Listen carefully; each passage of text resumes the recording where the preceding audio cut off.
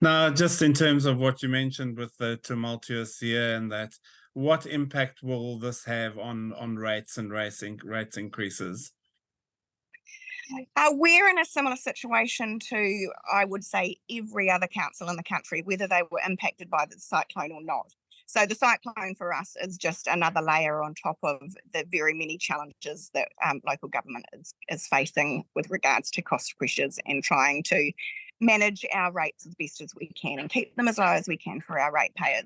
So we are right now in the middle of our long-term plan. So with the focus particularly on the next years, starting from July of next year.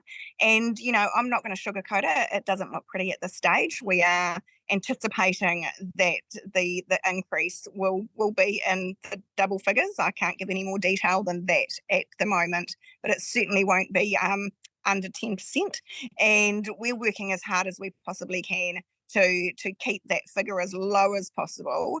And at the same time, we will definitely at some stage be needing to look at the levels of service. And if we do need to start reducing levels of service to keep rates low, then that's a conversation we'll have with our community.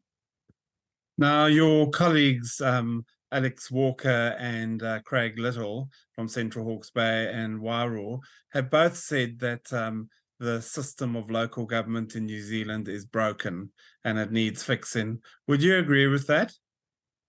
Absolutely. And, I know, Andrew, you'll be aware of all the work that's been done around the future for local government over the last couple of years, with that report being released earlier this year, identifying, I think it was 17 recommendations of what are quite fundamental changes to the way that local government operates.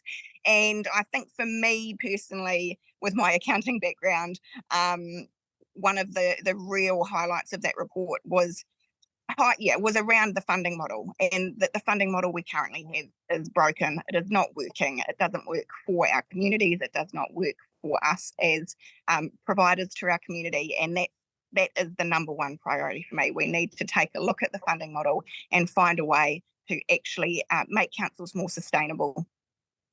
Now, you know how new governments don't like following reports from old governments.